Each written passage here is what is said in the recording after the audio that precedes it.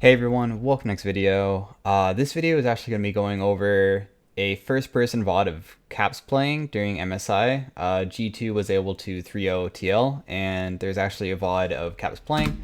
So I'm actually going to be going over it and just explaining some things that I noticed, basically just live. Like, I'm not going to heavily edit this or anything, but we're just going to be looking at how Caps plays. I'll be explaining what he's doing at certain things in professional play. Like there are a few things that I don't do inside my play, which you can do yourself. It's kind of harder to do. Like this guy uses function keys, which are the F keys, pretty well, just to gather information around the map and stuff. But yeah, we're just gonna be basically reviewing this game. Level 1, I mean, I'm mostly gonna be going over laning stuff. Looks like they don't get anything. A really good poke. Oh, okay, so they trade flashes Jarvan for Sejuani. That's fine. And then they're going to get vision down on red buff, most likely. And then what TL is going to do is they're going to walk in through bot side over here because they know that they're 5 top. So pretty simple competitive play. If you group as 5, then they can walk into your jungle and put down stuff themselves. They probably left, though, afterwards. So he is playing Syndra against Irelia. So just to quickly go over this matchup, like you want to be able to dodge the Syndra Qs, obviously.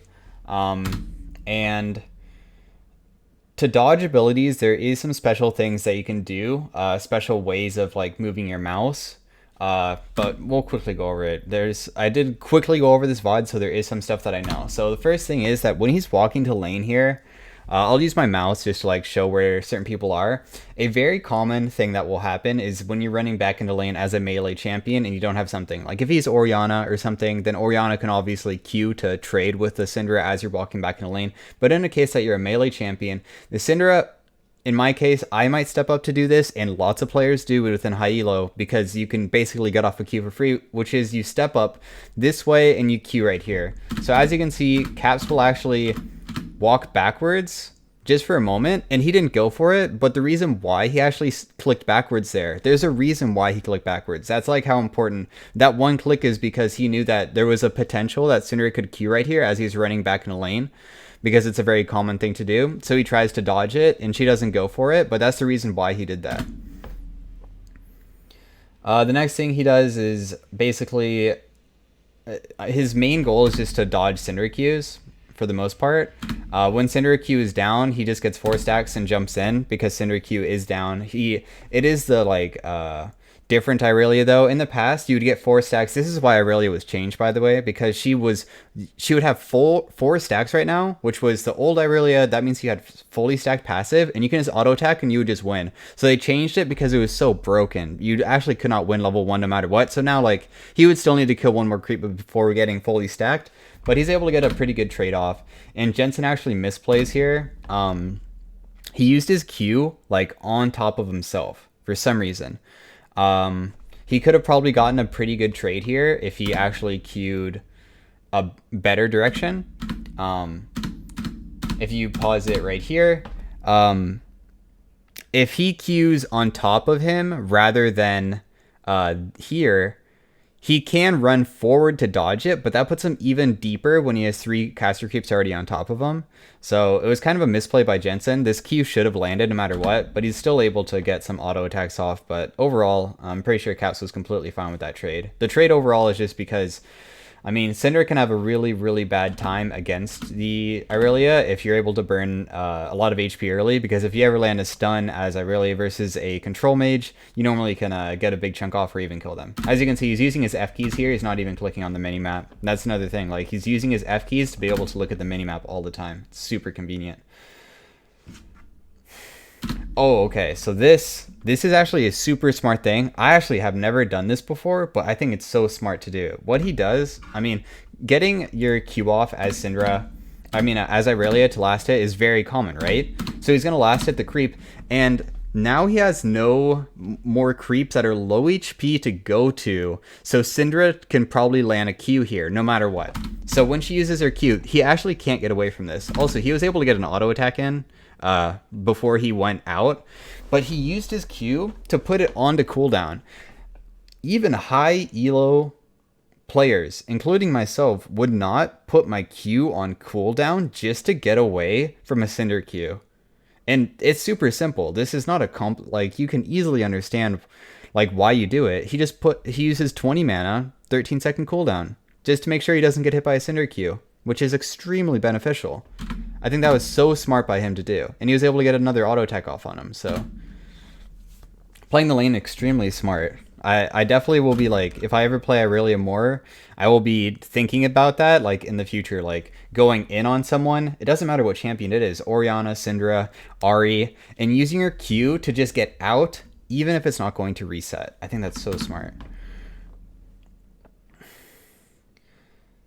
So another thing is that he's not just hard shoving, but he is keeping the wave relatively even. But it looks like he is trying to make it so it's still slow pushing towards him, because you want the Syndra to be inside of a longer lane. He's not going to shove Syndra under tower. He probably can actually maybe shove her under tower, but he would probably take a lot of poke and stuff.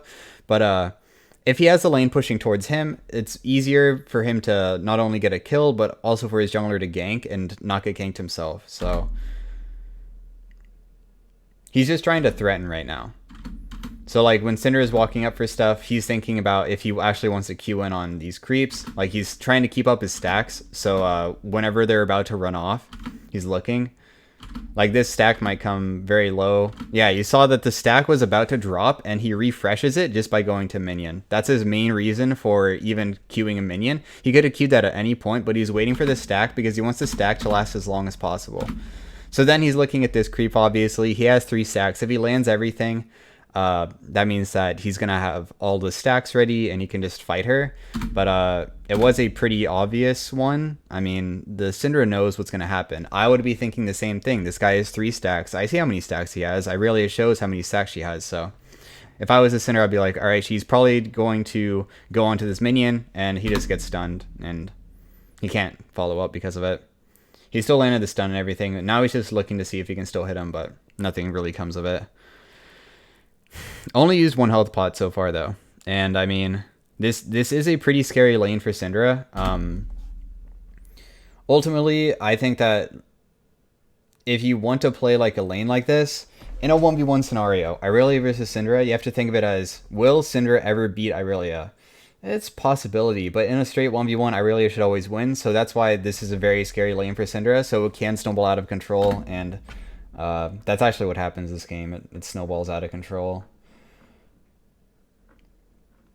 They see where Sejuani is. He's just going to last it with his E right there. He has Jarvan come by mid, and he tries to see if like Syndra will step up or anything, but he also doesn't have stun. So he just walks by. Nothing really comes of it. He saw Sejuani's top side, so he puts down the ward up there because he saw that she was inside the top side of the map. So that's just in case Sejuani comes down.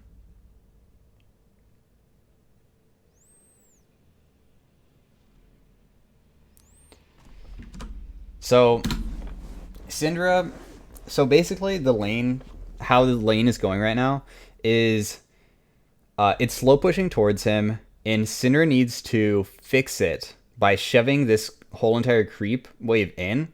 And then this guy, he wants to make sure that it's not shoved in, because it puts Syndra into a very weird scenario where, oh shit, am I going to get ganked? If I get stunned, he has this whole entire lane. Like, look how long this lane is to run me down in.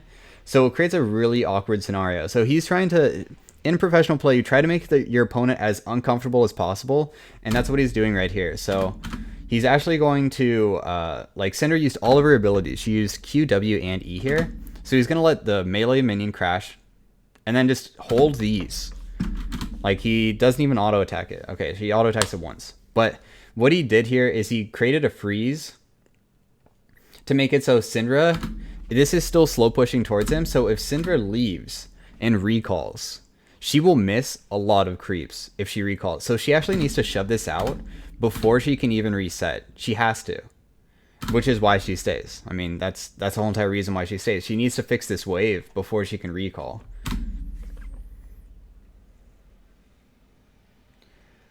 So now it's creating a really weird scenario where, like, she's going to be afraid to step up.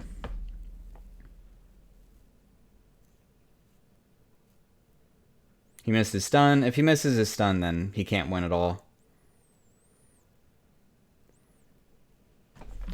But he does play that trade actually pretty well. So, I mean, he goes in and looks for a trade. I mean, if that stun landed, he would have gotten a humongous good trade here.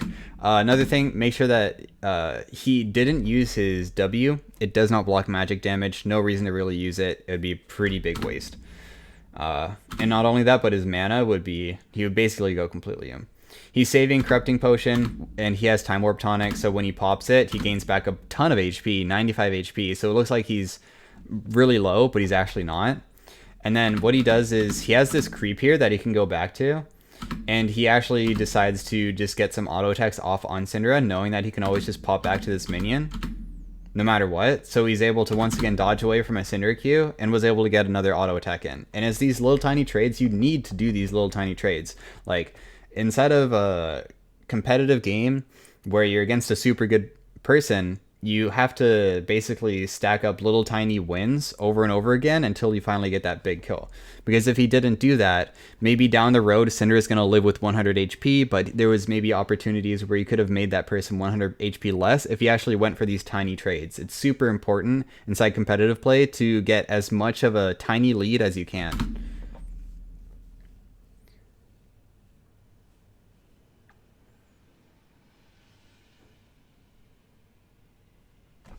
He mostly uses W here, I'm pretty sure, just to keep his stacks up, because there's no creeps that are low. Yeah, as you can see, there's no really creeps that are low here for his Q. He maybe could have autoed and then Q'd this one,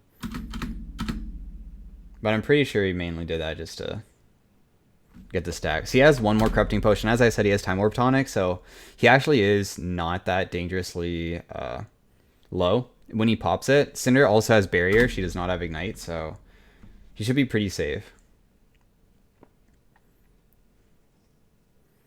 That was a good stun. I'm surprised he didn't... I thought that he was actually going to Ignite here, because Barrier, I think, lasts shorter than Ignite, so you'd actually get a little bit of a chunk off, and then you'd pop her Barrier, so you can probably kill her next time, but he actually didn't even go for it. I mean, this was just... This is why, like, playing a melee champion, or Irelia into a control mage is so good. I mean, if you ever land the stun, you're going to get a much better trade-off. So, I mean, he already has his stacks. Syndra knows that he's going to come here. I mean, it should be pretty obvious that he actually will rotate to this minion, just look for a trade. And it looks like she just disrespects it. In fact, she walked into him for some reason. She, like, walked forward and actually took an auto attack even before he even landed his E. But that was really good by Caps. He was able to get auto attacks off during the E, so he was able to get as much damage as he possibly could. The only issue now is that he's very low. And Syndra, I think if she lands her Q plus E plus maybe 2 auto attacks, maybe just Q, E, and W with Electrocute will kill him. But as you can see, Electrocute is off. But he is really close to leveling too. And she just got level 5, so Syndra should realize that he'll be level 5 too. So this is a really weird scenario because Caps wants to actually have this probably shoved out because Syndra can actually, she's much healthier than him, so he needs help. But it's pretty obvious inside competitive play when a gank is about to happen. If I was playing as Syndra and I had a Irelia staying and playing super aggressive versus me, I'd probably be like, holy shit, I'm probably going to get ganked, so I'm probably going to call Sejuani over. So, like, they look for her, and she has Barrier. And then Sejuani's here. So now it's a super bad situation because he doesn't have enough damage to kill her. He's not 5 yet. And because of that, Caps has to burn his flash, and the Jarvan dies because of a counter gank. So this was created from a really weird scenario, like, just because she was able to sustain more, and unfortunately his trades weren't the best. I mean, he is tanking Cannon Minion here, and he got Electrocute procced on and everything, even though he landed his stuns and stuff. So, unfortunately he dies for that, but it doesn't mean that it's over at all. In fact, I mean, another thing is that he is versus a Syndra plus Sejuani, which are both magic damage for the most part. And because they're both magic damage, that means his build path is extremely, extremely good. He's gonna go Merc Treads first. Oh, there's a Vladimir too. Yeah. So and a Kaisa, and she deals magic damage too. There's so much magic damage on the other team that he can go Merc Treads plus Wit's End. An extremely good purchase, like extremely fucking good purchase. Because now if he gets ganked with Merc Treads, it will take a long time to kill him, to be honest. Like, he is able to survive for a long time just with Merc Treads, even though his W doesn't even block magic damage. Because Irelia is pretty tanky overall. I mean, she is a melee champion, so she has more base HP than other champions. But she also has the Corrupting Potion, which pops HP pretty quickly. And, I mean, also the crowd control is going to last less, so... Like Sejuani ulti, Syndra stun, it's not going to last as long. So as he comes back in the lane, it was pretty even lane. Nothing really special. He knows that Sejuani's topside. For the most part, it will be kind of hard to go on Syndra when she's inside this scenario where she's near her tower. You can't really trade here as Irelia. I would think it's pretty difficult to. Depends how far up the Syndra goes. Ultimately, just seeing how this lane is now, he really needs to unfreeze it by just shoving in as fast as he can. I think that's what he's mainly doing. He's trying to make sure that he's dodging like all of these Qs and stuff, but the main goal right now is to shove in this wave because it's pretty bad for him, because as a melee champion, you can't really harass range. It's not that easy to do. So he's trying to shove this in under tower, but he's also trying to dodge these skill shots that are coming out, and he's doing a really good job at it. I mean, he has boots too, and because he has boots too, he has a lot of movement speed.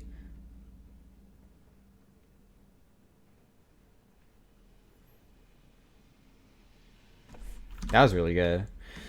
So he lands a stun.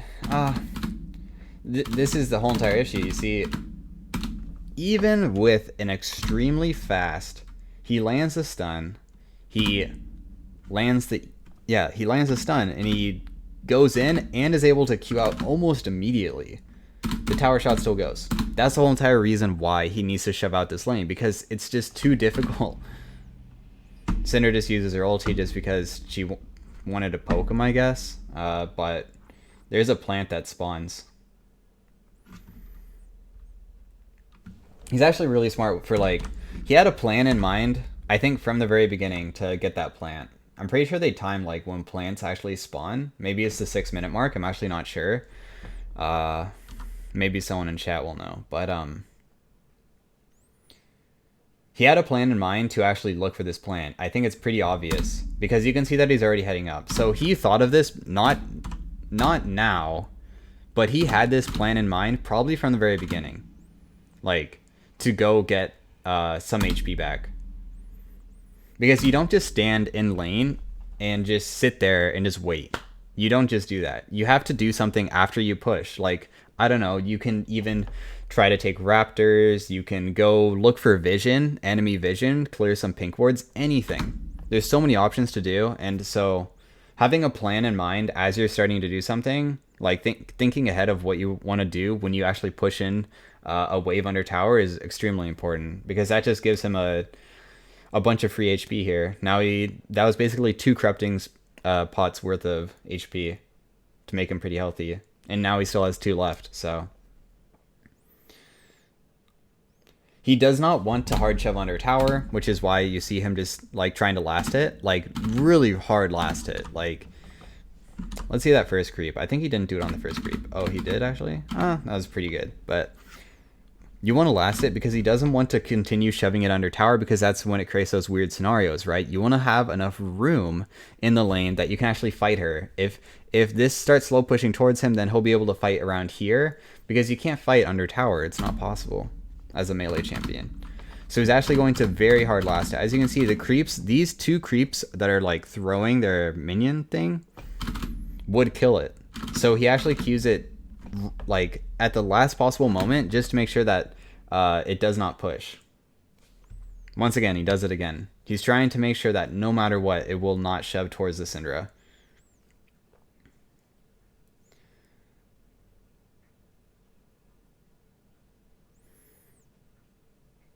This is just basic laning.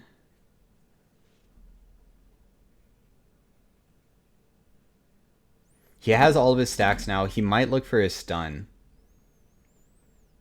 depending on how far Syndra goes up. It all depends on how far Syndra goes up. You can't just get 5 stacks and just go in. She's playing really far away, so it's not very easy for him to do.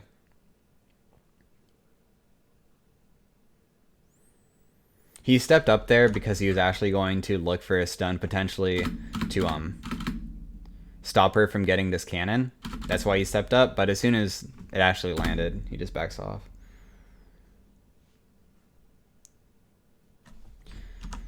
So Syndra used stun here. That's important. He knows that Syndra has no stun.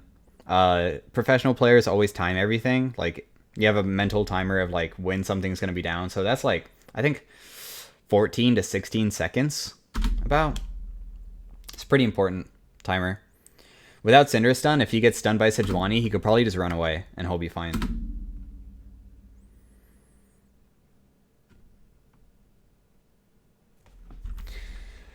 And now for the 2v1 play that probably a lot of you have seen. And to be honest, partially is because there's no Syndra stun this entire time, I'm pretty sure. I'll rewatch it again, but... So, Syndra used stun. It was back here, right here. That was at 7:33. So... I don't know the exact timer, but I'm pretty sure that it's going to be around 7:45 onwards, or 7:48 onwards. So he has Merc Treads, number one thing. So he does not feel that afraid of getting ganked by Sejuani here. Not only that, but he has a pretty good creep wave, to be honest. And, yeah. Also, Sejuani's not even 6 yet. That's another thing. So, with Syndra having no stun and Sejuani having no ulti, he's in a scenario where they actually just have to run at him. Firstly, that's... Also, I can see that. I mean, maybe Syndra actually just did miss stun. Yeah, never mind. He just sidestepped it. It was a really good sidestep. Never mind. Well, with Syndra's stun being down, I'm pretty sure that's why he actually turned here. So the main thing was dodging Syndra's stun, and as soon as the Syndra stun is dodged, he was like, okay, I can actually fight this, and I'm going to. Because as you can see, he turns around. There's no way that he would turn around knowing that they had still had Syndra stun. That's like one of the main things of knowing your limits based on who you're against. Like, if I'm playing against, I don't know, even like an Ahri here or something. If Ahri ultis at me and then misses her charm, I immediately might turn, just because I know that without charm, now it's going to be hard for Ahri to land her Q. It's going to be hard for Sejuani to like continue trying to CC me because she has no ulti, plus I can dash around very easily. So he actually just immediately turns, he has Merc Treads, and he's able to land a double stun and just uses everything correctly. I mean, honestly, he didn't really do anything special here, to be honest. He continues walking forward just because Rakan's coming nearby and she dies too. So, really good play by him, and this is where Irelia just snowballs out of control. I'm actually not sure what TL was even trying to do here. I mean, sure, if the stun lands, maybe they can go on him and kill. I'm not sure. I don't know.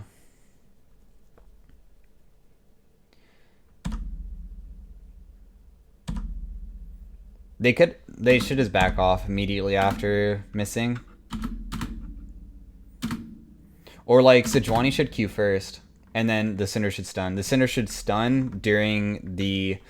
It's very easy to land a Sejuani Q. It's harder to land Syndra stun, so... I think that's where they messed up. Anyways. It was just an outplay by him because he was able to know his potential about his champion.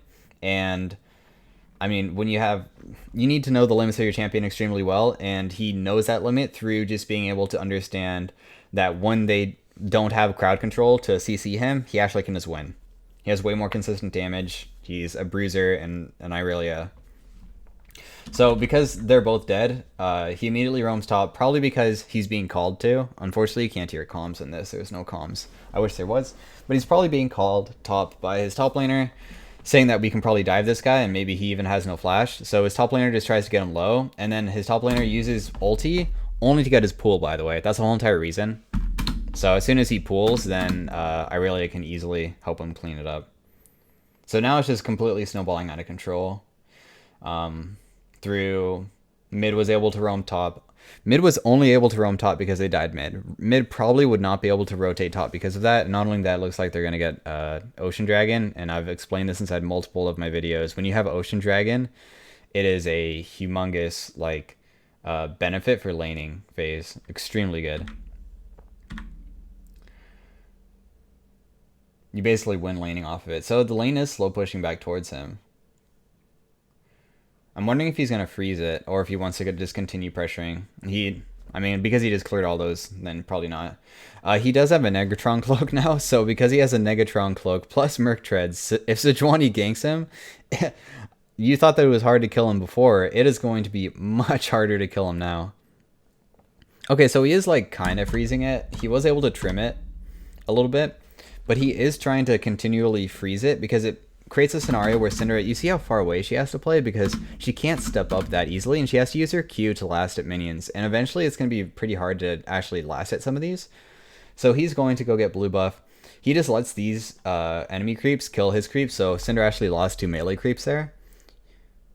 And the reason why he's last hitting some of these creeps is he's once again trying to stack his passive. You see it was just about to run out. Boom. Get the stack back up, and now he thinks that Syndra might go here, so maybe he will look. And as you can see, like, it's pretty easy to know what he's thinking, but I don't know if he's gonna actually commit on it. But I at least know what he's thinking because, okay, there's only one like moment where he puts his mouse on this minion right here. Watch, because I mean it's pretty linear for the like style of how people play. If I'm playing Orillia versus Syndra, I have 4 stacks. I need to get near her. What am I going to be looking for? A creep that's low that's near her. Boom. He has his mouse exactly on that creep, but he decides against it. Why? We don't know. I mean, he just didn't feel like it. But as you can see, he tries to freeze it. Or he not tries, but he does freeze it. He's trying to create a long lane scenario for himself, where Syndra has to either call his jungler, which is good, by the way. If Syndra has to call his jungler over to unfreeze this for him, that means that his other teammates, his bottom lane and his top lane, are all free to do whatever they want. Like, Sejuani has to waste her time unfreezing. Jarvan maybe is farming, getting more experience. So basically, you're creating a lead for your jungler or your side lanes by having Sejuani come mid. That's a really important thing. So now he's going to try to stack up his passive again, it looks like. So it is frozen here. He's just going to stack it up. He's not going to hard push or anything because he wants this long lane. Syndra's going bot here, but he's still keeping it frozen. She's just missing creeps. She just missed 3 melees and 1 caster so far. So Syndra is just losing experience here. And now she's going to lose the cannon. She didn't even get that either. So Caps is probably feeling extremely comfortable right now. You can see Sejuani's now coming mid. She's probably... Oh, looks like Alistar is going too. Yeah, and Kaisa. So they're all of their laners had to rotate bot to mid just to help Syndra shove in. That's why Caps is now backing off, as you can see. That's why Caps is not playing aggressive. And then through that, G2 was actually able to start the Rift Herald because...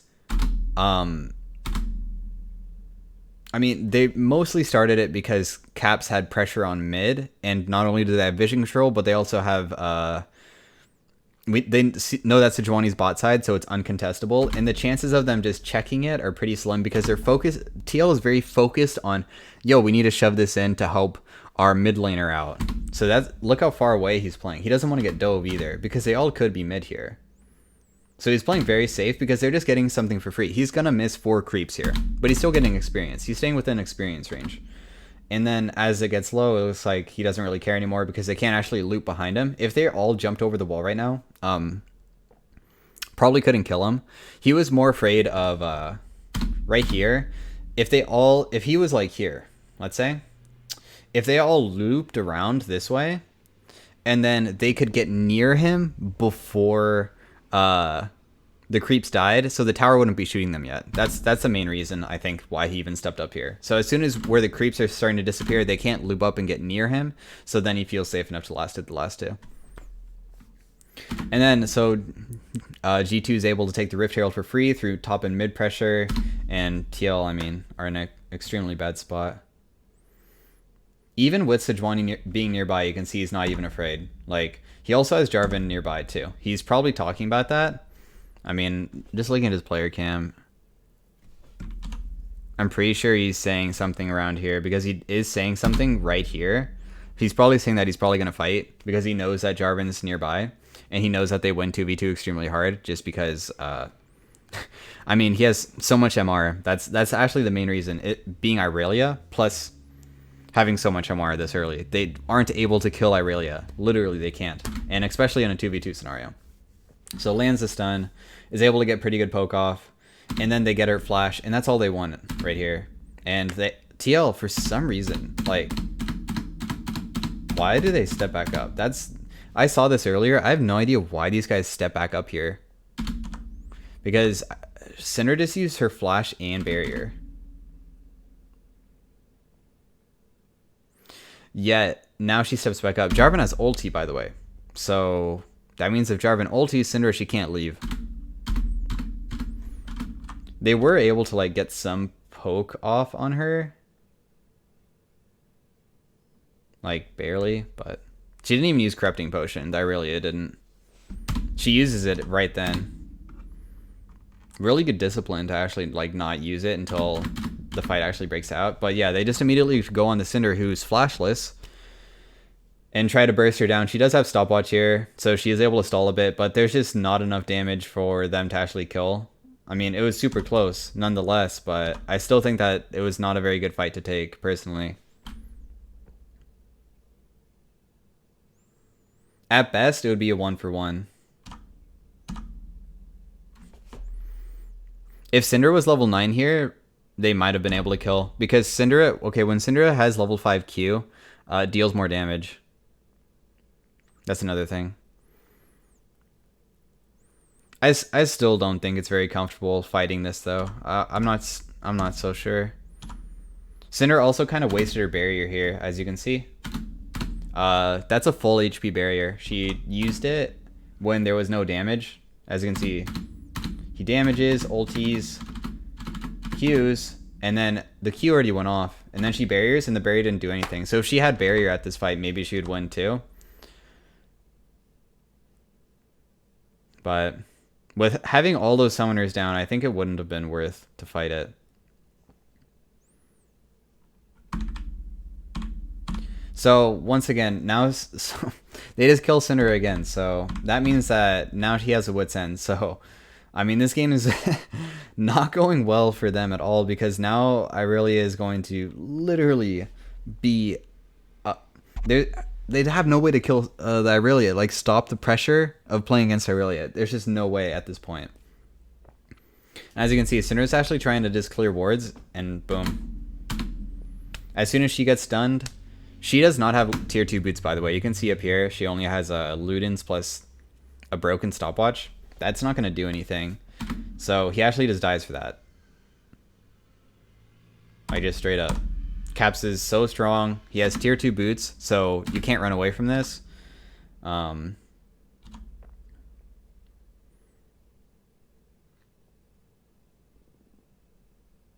thinking about, like, what Jensen could have done here, but he actually can't do anything. He should have not been there, obviously, because of how far behind he is, but it's just snowballing out of control at this point.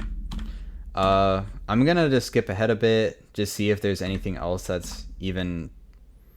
Okay, so they just go super ham here. Because they're so far ahead. Okay, so one thing is that they know that certain players don't have teleport or can't rotate fast enough. That's what they're not afraid of. Yeah, they see Alistar's topside with Kaisa. Maybe Alistar's resetting now. I'm just looking at the, like, mechanical play of Caps. I thought this was pretty greedy, but I mean, they're so far ahead at this point, it doesn't really matter. I think maybe most of the video will be about the laning phase, which is good because that's in the beginning of the video. I'm just seeing if there's anything else to look at here. Okay, let's look at this. So when you have a big ass lead, by the way. You don't just stay inside of your lane. You normally look for fights on side. That's normally, even inside solo queue, it's a very common thing to do. So he immediately goes top after pushing out mid because someone now has to catch the mid wave. You can see that he pinged. He even pinged it out, I mean, as I'm talking about it. So that means that Syndra has to catch it, and he has an opportunity to roam somewhere while Syndra is catching it to make it so they have a numbers advantage somewhere. That's why he's pinging it out. Yeah, playing through numbers advantage is like the basic concept of competitive play. If you watch competitive gameplay, if you enjoy watching competitive league, but you still like feel like you don't understand it that much, just think of it as a numbers game. Extremely simple, and you will learn so much about like, oh, that's why they won there. Oh, that's why they're doing this. Oh, that's why they want to do this. Like, if you always think about it in numbers, it's always just like, so Caps is looking for this fight. Why? Is it mainly numbers? I mean, it's true that they don't really have the best map knowledge right now, but he is very strong. But the main thing that you can look at is, oh, he made it so Syndra was mid, so that means he could rotate top. And then because he can rotate top, then they could have a numbers advantage up there. Or they also have Recon coming too, but if they ever take Dragon, maybe it's because mid lane went top. Maybe it's because mid lane's very low, so they have a numbers advantage for the fight because mid lane can't rotate because he's too low to rotate. It's always numbers advantage inside competitive play. So they get Kai'Sa Flash. These guys are rotating up. I'm pretty sure they can't win, though. I feel like they're just too weak. Okay, so actually, TL TP'd behind. So the reason why TL is fighting this, by the way, just to let you know, is once again what I'm talking about, numbers. They're thinking about the same exact thing. They're like, Xayah spot, Xayah spot, Xayah spot. Like, so we can 4v5 up here. Of course, Syndra's going to take a while to rotate here, just to let you know. I'm pretty sure. Like, as you can see, there's 4 people here.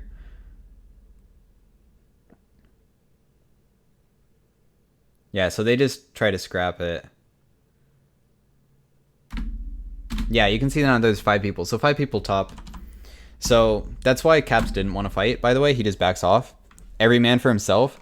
And then, so TL is able to get a kill, right? So nice. You got 1 kill, but Xayah's just pushing bot for free. That's the trade-off. So if TL is not able to get a big objective, you're actually still losing. You got 1 kill. Maybe it was a shutdown, but Xayah's just pushing bot.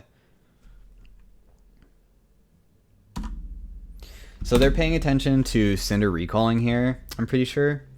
When Syndra's recalling, she's recalling for bot, by the way, and mid. So they're missing experience in gold here.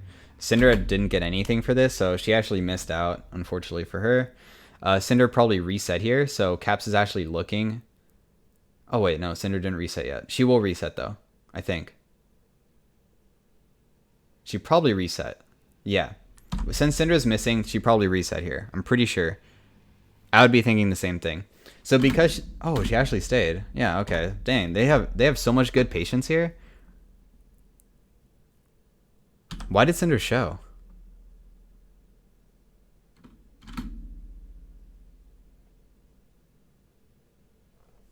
What?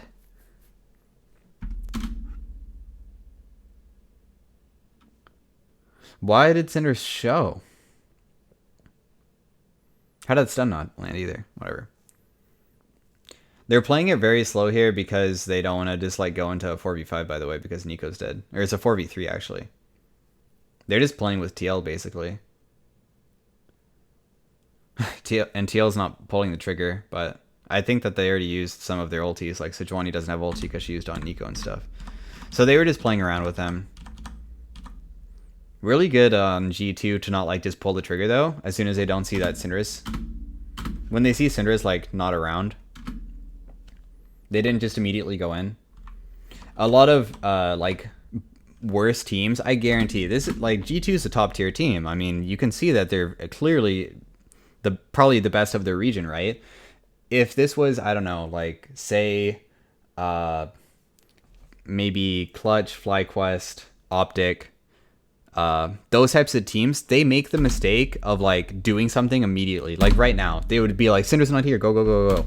And they might even throw the game.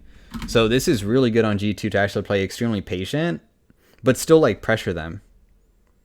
In fact, if this stun landed, I'm pretty sure Syndra would have maybe died. I don't know why it didn't land, but Extremely good patience by them.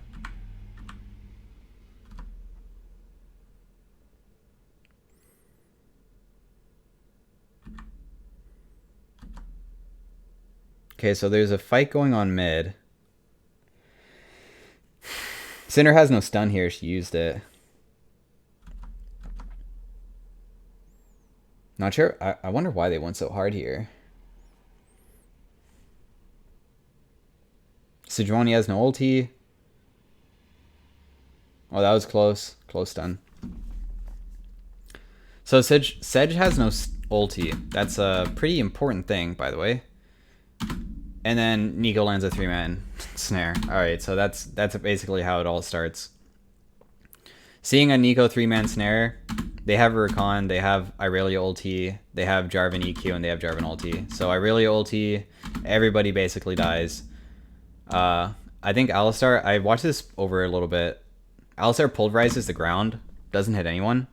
And then he knocks the Orillia out of tower aggro. He was tanking at tower aggro. He probably still wouldn't have died, but I thought it was pretty funny. He actually knocks him more close to the Kai'Sa, so Kai'Sa dies. So he actually killed Kai'Sa, the Alistar did. And then that's game. They actually just end the game here.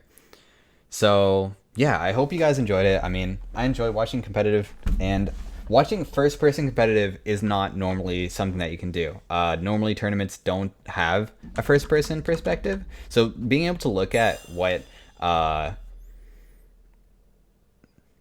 professional players are doing and just seeing them as if it was a stream is super interesting to watch. So hopefully you guys enjoyed it and maybe learned something. I mean, maybe I'll do a bit more of this type of commentary in the future. And yeah, so they just end the game. Let me know in the comments what you like, dislike about it too. I know that another channel that does similar type stuff is MidBeast, but I think he edits his a little bit.